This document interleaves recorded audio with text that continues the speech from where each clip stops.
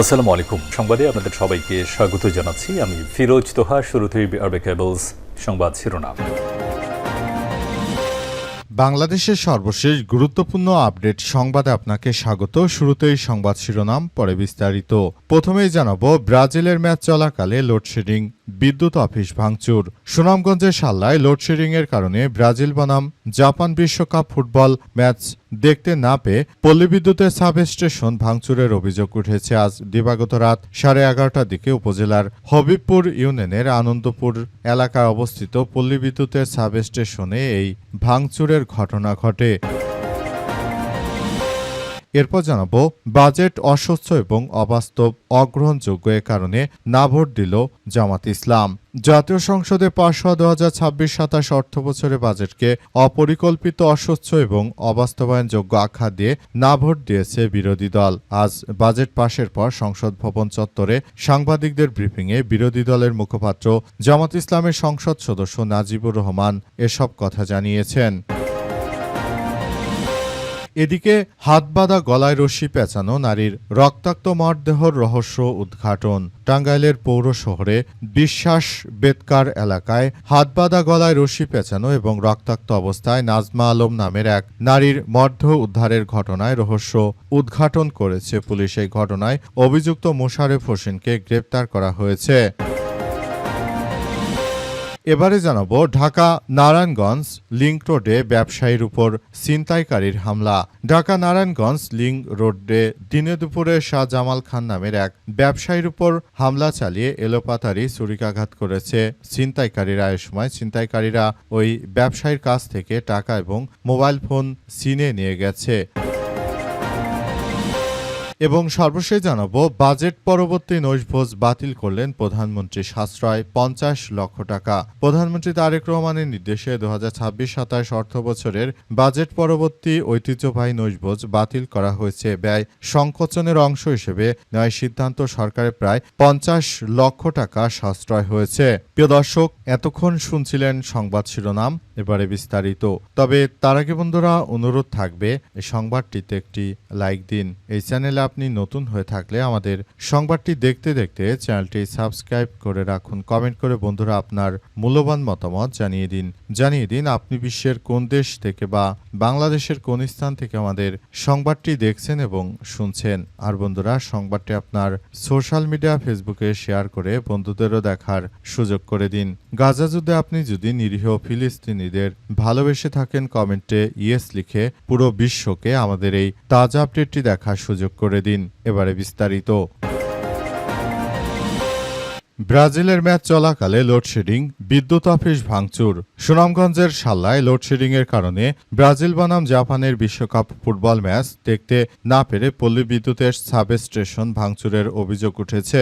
দিবাগত রাত 11টার দিকে উপজেলার হবিবপুর ইউনিয়নের আনন্দপুরে অবস্থিত পল্লী বিদ্যুতের সাব স্টেশনে ভাঙচুর চালানো হয়। বিদ্যুৎ অফিস ও স্থানীয় সূত্র থেকে জানা গেছে, পল্লী বিদ্যুতের চাহিদা অনুযায়ী সংশ্লিষ্ট এরিয়ায় পর্যাপ্ত বিদ্যুৎ সাপ্লাই না থাকায় লোডশেডিং দিতে হয়েছিল। ব্রাজিল বনাম জাপানের খেলা শুরুর 30 মিনিট পার হলেও বিদ্যুৎ না পেয়ে এলাকার লোকজন অফিসের বাইরের গেটের সামনে হট্টগোল করে। এ সময় ইটপাটকেল নিক্ষেপ করে এবং জানালার গ্লাস ভেঙেছে বিক্ষুব্ধরা। খবর পেয়ে পুলিশ, জনপ্রতিনিধি ও গণ্যমান্য ব্যক্তিরা বিদ্যুৎ অফিসে আসেন। স্থানীয় ওয়ার্ড সদস্য বাবলু রায় বলেন, ব্রাজিলের খেলা দেখার জন্য খেলাপ্রেমিকদের ব্যাপক উৎসাহ ছিল, কিন্তু বিদ্যুৎ না থাকায় এলাকার মানুষ চরম আতঙ্কর মধ্যে পড়ে। তারা মূলত খেলাটি দেখার জন্য অনেক চেষ্টা করেছিল, কিন্তু শেষ পর্যন্ত তারা আর এই খেলা দেখতে পারেনি বিদায় তাই তারা এই ভাঙচুরের মতো কার্যক্রম করেছে বলে উল্লেখ করা হয়েছে। এবং আরও বলা হয়েছে, এই ধরনের ঘটনা যাতে করে আর না ঘটে সেজন্য ইতিমধ্যে বিষয়গুলো নিয়ে সবাইকে একসঙ্গে কার্যক্রম চালিয়ে যেতে হবে। আরও বলা হয়েছে যে এই ধরনের ঘটনাগুলো কোনোভাবে আসলে ঘটতে দেয়া যাবে না। সারা দেশ জুড়ে যদি এমন ধরনের ঘটনা ঘটতে থাকে তাহলে সেটি আমাদের সবার জন্যই অনেক খারাপ পরিবেশ নিয়ে আসতে পারে বলে অভিযোগ করা হয়েছে। এবং বলা হয়েছে, ভবিষ্যতে যেন এই ধরনের আর ঘটনা না ঘটে সেজন্য সবাইকে দেখভাল করতে হবে। বাজেট অস্বচ্ছ এবং অবাস্তবায়নযোগ্য, এ কারণেই না ভোট বিরোধী দলের মুখপাত্র।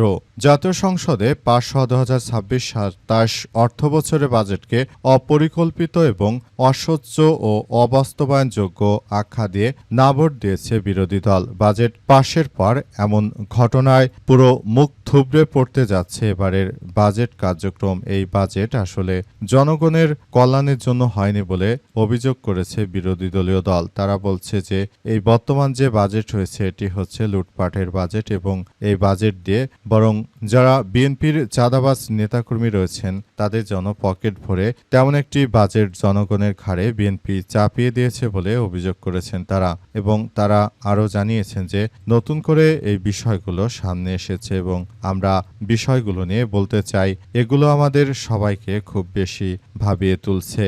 বর্তমান সময়ে যে ধরনের কার্যক্রম আসলে চলমান রয়েছে সেগুলো কোনোভাবেই গ্রহণযোগ্য হতে পারে না। তাই বিষয়গুলো নিয়ে সবাইকে এখনই ভাবতে হবে। বিএনপি যে বাজেট দিতে শুরু করেছে সে বাজেট পুরো জনগণকে এক ভয়াবহ বিপজ্জনক পরিস্থিতির মধ্যে ঠেলে দিচ্ছে বলে অভিযোগ করা হয়েছে এবং এই বাজেটকে জনবান্ধব নয় বলে উল্লেখ করা হয়েছে জামাতের পক্ষ থেকে। এবং বিএনপির এই ধরনের বাজেটকে না ভোট দিয়ে বাতিল করার সিদ্ধান্ত নিয়েছে জামাত, কিন্তু বিএনপি যেহেতু সংসদে সংখ্যাগরিষ্ঠ রাজনৈতিক দল, সুতরাং বিষয়টি নিয়ে তারা কার্যক্রম চালাচ্ছে। হাতবাঁধা গলায় রশ্মি পেঁচানো নারীর রক্তাক্ত মরদেহ রহস্য উদ্ঘাটন। টাঙ্গাইলের পৌর শহরে বিশ্বাস বেতকার এলাকায় হাতবাঁধা গলায় রশ্মি পেঁচানো এবং রক্তাক্ত অবস্থায় নাজমা আলম নামের এক নারীর মরদেহ উদ্ধারের ঘটনায় রহস্য উদ্ঘাটন করেছে পুলিশ। এই ঘটনায় অভিযুক্ত মোশারেফ হোসেনকে গ্রেপ্তার করা হয়েছে। আজ থানা প্রাঙ্গণে আয়োজিত সংবাদ সম্মেলনে অতিরিক্ত police super SM. Rezwan Siddiqui এই তথ্য নিশ্চিত করেছেন।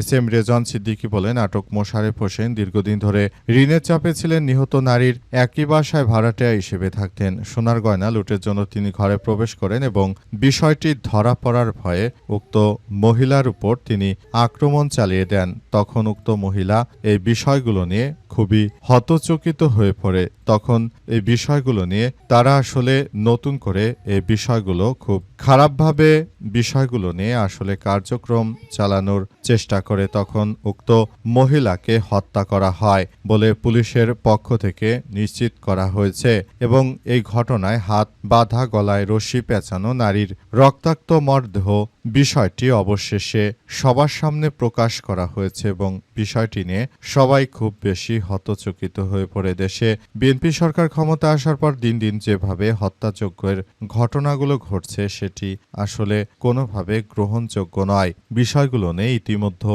সবাই যার যার জায়গা থেকে কার্যক্রম চালাচ্ছে। ঢাকা নারায়ণগঞ্জ লিংক রোডে ব্যবসায়ীর উপর ছিনতাইকারীর হামলা। ঢাকা নারায়ণগঞ্জের লিংক রোডে দিনে দুপুরে শাহজামাল খান নামের এক ব্যবসায়ীর উপর হামলা চালিয়ে এলোপাথারি ছুরিকাঘাত করেছে ছিনতাইকারীরা। এ সময় ছিনতাইকারীরা ওই ব্যবসায়ীর কাছ থেকে টাকা এবং মোবাইল ফোন ছিনিয়ে নিয়ে মোটরসাইকেল নিয়ে পালিয়ে গেছে। দুপুরে করইতলা ময়লাপট্টি এলাকায় লিংক রোডে এই ঘটনা ঘটে। আহত ব্যবসায়ী শাহজামাল খান 47 ফতুল্লার কুতুবপুর ইউনিয়নের কুসুমবাগ ৩য় লেন এলাকার বাসিন্দা ও ব্যবসায়ী জানান যে সারা দেশ জুড়ে যেভাবে এই ধরনের ঘটনাগুলো ঘটছে সেটি কোনোভাবেই গ্রহণযোগ্য নয়। দেশ জুড়ে যে সন্ত্রাসী কার্যক্রমগুলো শুরু করেছে, দেশ জুড়ে যে অরাজক পরিস্থিতির সৃষ্টি হয়েছে সেটা আসলে কোনোভাবে গ্রহণযোগ্য নয়। এই ধরনের ঘটনাগুলো সবাইকেই ভাবিয়ে তুলছে। বর্তমান সময়ে যে কার্যক্রমগুলো চলমান রয়েছে সেটা আসলে কোনোভাবেই গ্রহণযোগ্য হতে পারে না। সারা দেশ জুড়ে এমন ধরনের ঘটনাগুলো সবাইকে খুব বেশি কার্যক্রম আসলে নস্যাৎ করে দিতে পারে বলে উল্লেখ করা হয়েছে। আরও বলা হয়েছে, বর্তমানে সবাইকে খুব বেশি হতচকিত না হয়ে তারপর যে কোনো মূল্যে পরিস্থিতি মোকাবেলা করার জন্য সবাইকে একসঙ্গে কাজ করার প্রতি উদাত্ত আহ্বান জানানো হয়েছে। বর্তমান সময়ে যে রাজনৈতিক দল ক্ষমতায় এসেছেন তারা মূলত নিজেদের স্বার্থ হাসিল করতেই দেশের জনগণকে বিপর্যয়ের মুখোমুখি ফেলছে বলে অনেকেই অভিযোগ করছে।